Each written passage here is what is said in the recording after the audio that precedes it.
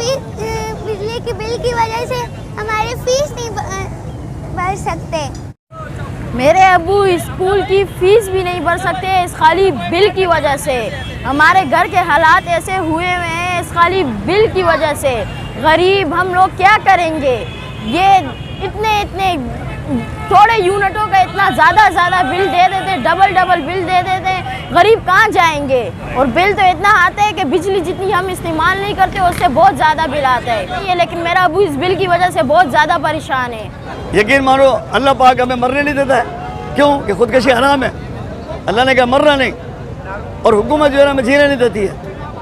दिन ब दिन हम पर ऐसे हालात पैदा करती है जिससे जो है ना हमारे कुछ जी सकते हैं। परसों तरसों की बात है, इतवार वाले दिन कसम खुदा की सालन थोड़ा कम ख़त्म हो गया था।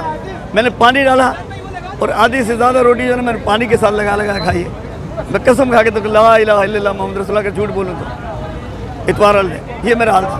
अंडे छोले थे, छोला अंडा ख़त्म हो गया, थोड़ा सा अंडे थे, मैंने उसमें पानी डाला, पानी डाल के और उससे जो मैंने रोटी खाई है।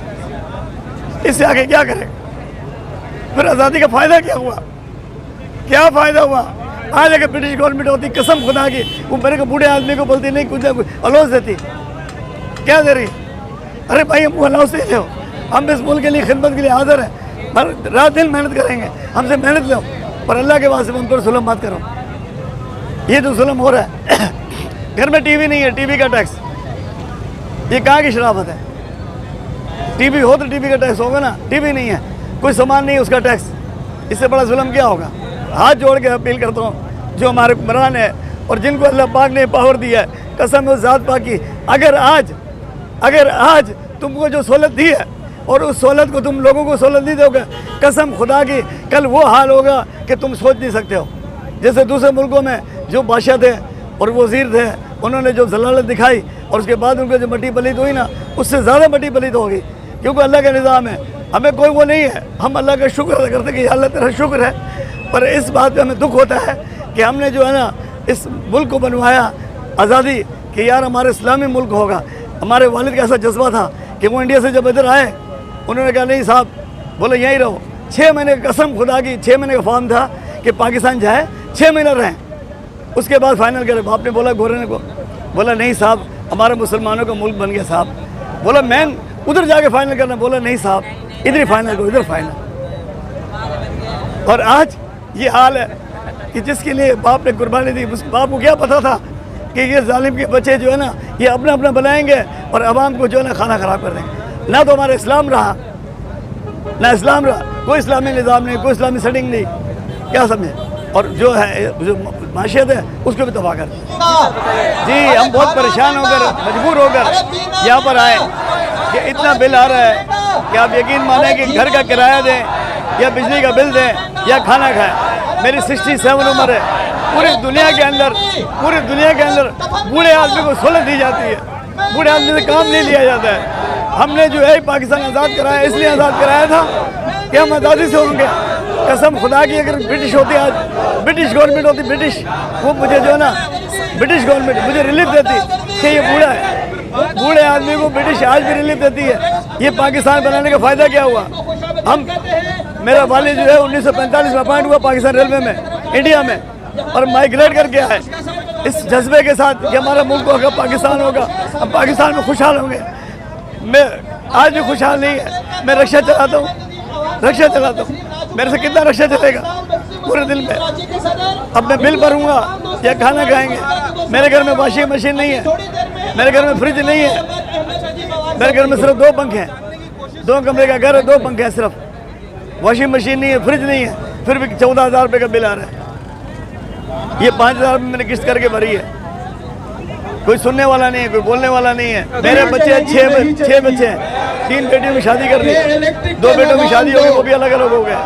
अब एक बेटा है जिसकी शादी नहीं है, वो मेरे साथ है। मैं हूँ, मेरी बीवी और मेरा बेटा है मेरे साथ। किराए का घर, अभी अंदाज़ा करो कि किराए का घर है और मैं सब उठाता हूँ रिक्शे में कितना चलाऊँगा, कितना उसमें रिक्शे में पेट्रोल डालूँ तो पेट्रोल महंगा, उधर से पेट्रोल में महंगा रिक्शे में, और इधर से जो है ना ये बिजली का बिल, यानी कि कारोबार ऐसे नहीं है। और फिर आए दिन जो रिक्शा ख़राब होता है वो परेशानी अलग। बड़े लोगों के तो बसे हैं ना, जितना बड़ा आदमी है उतनी फैसिलिटी है उसको, उसका घर फ्री, उसके घर के अंदर जो फर्नीचर है वो फ्री, उसके कारों में जितना पेट्रोल डलेगा वो फ्री, जो उसके बच्चों की जो रिहाइश है और उसकी जो फीस है वो फ्री, इलाज फ्री। यानी कि बड़ा जितना बड़ा होता जाएगा उसको फ्री होता जाएगा, जितना छोटा हो जाएगा ना इतना दबता जाएगा। वो खर्चा कैसे करे कैसे नहीं करे कोई इसको पूछने वाला नहीं। कुछ नहीं भाई, कुछ नहीं। यूँ समझ लो कि मैं रक्शे वाला हूँ, रक्शे से मिसाल समझा सकता हूँ कि मैंने रक्शा लिया किस्तों पे, मैंने रक्शा लिया किस्तों पे। अब समझ गए, अब मुझे किस्त भी उतारनी है, रक्शा भी चलाना है, अपना घर भी चलाना है। मुल्क का भी यही हाल है, मुल्क का भी इस वक्त ये हाल है कि इन्होंने जो लेके खाते जा रहे हैं क्या समझे, वो अपने पास जो कर्जा है वो हमें देना है। तो अब ये बताओ रक्शा कैसे चलेगा? मैं उसकी मेंटेनेंस कराऊँ, उसकी गाड़ी को सही कराऊँ, या अपना घर चलाऊँ या किस्त भरूँ? मुल्क का भी ऐसी हाल है। घर से तो सारी बात है कि ये तो अपनी अयाशी कर रहे हैं। कौन सा हुक्मरान है जिसने ऐसा किया है? और मैं कहता हूँ कि हमारी अवाम का भी फॉल्ट है, हमारी अवाम का फॉल्ट है। आज तक जितनी हुकूमत आई है अवाम ने ऐसा नहीं किया कि यही रहे, ये नहीं कहा बोला इसको उतारो, ये उतर गया बोला इसको उतारो, इसको। अरे मैं कहता हूँ कि ख़राब हो, बहुत ख़राब हो, और अवाम कहना कि ये अच्छा है, क्या बोले ये अच्छा है, इसी को रहने दो। कसम खुदा की ये भी अच्छा है, एक को रहने देना। वो कितना खाएगा, कितना जुल्म करेगा, कितना जुल्म करेगा, कितना खाएगा? वो एक नहीं खा सकेगा ना, या तो आप खा रहे हो, फिर ये खाया, फिर इसने खाया, फिर इसने खाया, इसने खाया, वो सारे मिलके खा रहे हैं ना। अवाम का फॉल्ट है, अवाम का यही अच्छा है बस। आज तक मैं बोलता जब से पाकिस्तान बना है अवाम ने कहा है कि बस इसी को रहने दो, ये सही है। नहीं, इसको उतारो, अयूब खान को उतारो, इसको उतारो, इसको उतारो। तो जिसको पता है ना कि भाई इस कौम का ये हाल है कि हमको उतारेंगे तो मैं पागल हूँ, इसको कौम के लिए मेहनत करूँगा, इस कौम के लिए मुशक्कत उठाऊँगा, मैं अपना घर बनाऊँ ना। तो फिर वो अपना घर बना रहे हैं, वो अपने ही बना रहे हैं। हम अगर कहना कि आप सही हो, वो जुल्म कर रहा हो, वो जुल्म कर रहा हो, हम कहें ये सही है, ये हमारे लिए सही है, नहीं चलेगी। कसम खुदा की वो सही हो जाएगा। नहीं चलेगी। अच्छा, इस चैनल की तवज्जो से एक बात करना चाहता हूँ, देता हूँ। हमारे पास एक चीज़ नहीं है। 110 के उम्मीदवार, मैं मुसलमान हूँ, मैं शनाख्ती कार्ड का मुसलमान हूँ। कहेगा शनाख्ती कार्ड का मुसलमान पता कैसा होता है? कलमे का, सच बोलेगा, क्या बोलेगा? ईमानदारी करेगा, सच्चा होगा मुसलमान, अमानत में ख्याल नहीं करेगा, वादा खिलाफी नहीं करेगा, अपनी शर्मगाह की हिफाजत करेगा। आज मुसलमान ऐसा हो जाए ना, ये बैंक बंद हो जाएंगे। आज हम ऐसे हो जाए ना, ये बैंक बंद हो जाएंगे। समझ गए? क्यों? कि हम खुद सही हो जाए। हर आदमी ईमानदार हो। आप मेरे पास आओगे 1 लाख मांगने के लिए, मैं ऐसे गिन के दूंगा। मुझे पता है ये मुसलमान है, ये टाइम पे ला के दे देंगे। सिर्फ सिस्टम खराब किया हमने। ये चार चीज़ें ख़त्म करने की वजह से पूरा सिस्टम खराब हो गया। ये 4 चीज़ों की वजह से पूरा सिस्टम, पूरा निज़ाम जो आज खराब है ना, जो रो रहे हैं, वो 4 चीज़ें नहीं है मुसलमान के पास। मुसलमान सारी चीज़ें तो मार रहे हैं, 4 चीज़ें नहीं हैं। गौर करना आप, 4 चीज़ें होंगी ना, ऐसा होगा। मेरा नाम मोहम्मद असलम है सर, शादीशुदा हूँ, मेरे 4 बच्चे हैं। यहाँ पे मैंने घर किराए पे लिया हुआ है, और अपना मालिक मकान जो वो कह रहा है घर खाली करो, ये नहीं तो किराया दो। अब कहाँ से बच्चों को कहाँ लेके जाएं? मैं पंजाब से आया हुआ हूँ, यहाँ सिंध के अंदर, कराची के अंदर कमाने। कराची गरीब की माँ थी। आजकल तो ऐसे हालात हैं कि सर खाने के पैसे नहीं, मैं 2-2 टाइम खाना नहीं खाता, 2-2 दिन ऐसा भूखा पड़ा रहता हूँ। कभी एक टाइम खाता हूँ, कभी नहीं खाता। जिनका अफसरों के साथ चलता वो भी खाना चाहे पानी नहीं पूछते। हमारे तो ऐसे हालात है सर, हम कहाँ जाएँ? अल्लाह के आसरा अल्लाह से मांगते हैं, अल्लाह पाक इन जालिमों के ऊपर तो ऐसा जुल्म करे कि ये लोग जो है ना, बाकी इंसान के ऊपर इनके अंदर ना इंसानियत है ना रहम है गवर्नमेंट के ऊपर। जितने भी ये बड़े लोग बैठे इनके अंदर कुछ भी टक्के का भी एहसास नहीं है गरीब के ऊपर। हम तो ऐसे चाहते हैं कि हम खुदकशी कर लें, खुदकशी मगर हराम है। मगर इन लोगों ने कोशिश की है कि ये लोग गरीब आवाम जो खुदकशी करे, बड़े लोगों के अंदर बिल्कुल एहसास नहीं है। जितने भी हुक्मरान बैठे हैं, जितने भी इदारे बैठे हैं, इनके अंदर एहसास नहीं है, बिल्कुल गरीब का एहसास है ही नहीं। तो सर हम क्या करें 50,000 में, आप जो खुद बताओ।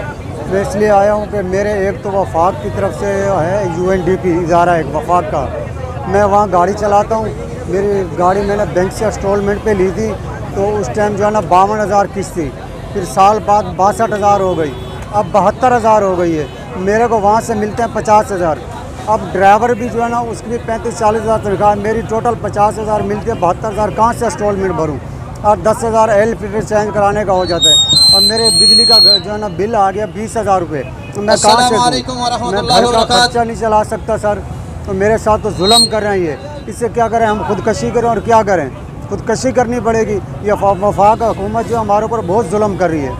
तो अब 50,000 में सर मैं कहाँ से इंस्टॉलमेंट 72,000 कहाँ से दूँ? 10,000 एल फिल्टर का कहाँ से चेंज कराऊँ मैं? और बिजली का बिल कहाँ से भरे? और मुख्तलिफ कंपनियों को ये बिजली के जो है ना ये काम दिया जाए जो इसको कम से कम लागत में बनाए और कम से कम कीमत में दे। तो इंशाल्लाह मेरी एडवाइस है 30,000 वाला बिल सिर्फ 10,000 में रह जाएगा जो हर बंदा आसानी से पे कर सकेगा। मैं अब ये सोच रहा हूँ कि अपना कारोबार कराची से ख़त्म करके अपने आबाई गाँव में जाके बकरी चराने लग जाऊँ। हम पहले आज से 50 साल पहले हम लोग कराची आए और यहाँ पर रोजगार और कारोबार के लिए आए थे। आज ऐसे हालात हो गए कि हम मकरूज हो गए और हम ये सोच रहे हैं कि अपना कारोबार यहाँ से ऑफ करके और अपने गांव दोबारा जाके वहाँ बकरियाँ चराने लग जाए। तो ये इसका मतलब है कि कराची के हालात इस वक्त ऐसे हैं कि लोग खुदकशी के लिए या कारोबार ख़त्म करने के लिए जाना सोच रहे हैं। बहुत बहुत शुक्रिया। अगर हमारी आवाज़ आगे तक जाती है, सबसे पहले कराची ये के इलेक्ट्रिक बेवकूफ़ को हटाया जाए और बिल में से टैक्सों को अलहदा किया जाए। टैक्स जो है इसके लिए एक अलहदा इदारा बनाया जाए। अब एक ठेले वाला है वो भी टैक्स पे कर रहे हैं, एक सुनारे की दुकान है वो भी उतनी टैक्स पे कर रहे हैं। टैक्स के लिए एक अलहदा इदारे हो जो उनसे जो हर एक बंदे की वसत के मुताबिक उनसे टैक्स ले। अब ठेले वाले भी सुनारे के बराबर में टैक्स दे रहे हैं, ये सरासर जाती है।